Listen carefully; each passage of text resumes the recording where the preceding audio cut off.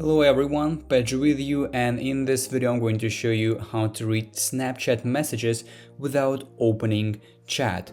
So basically it is very easy. I'll show you two ways of how you can do that, but you need to watch this video till the end so you won't miss any important steps. So first of all, of course, we need to open the Snapchat, and as we open Snapchat we need to go to our messages in the bottom side of the screen, so click on it.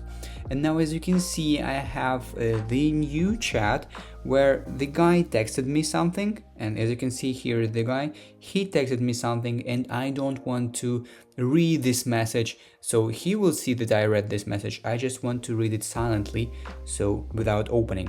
So how can I do that? The first way of how you can do this is to simply drag, just simply put your finger on the profile picture of this guy and drag it to the right gently like this. So as you can see, maybe not from the first attempt, but just simply drag it like this.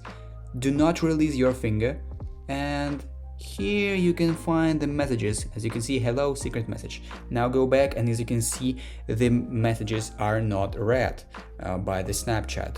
So the second way of how you can do this is to simply just slide from the top right corner and turn on airplane mode.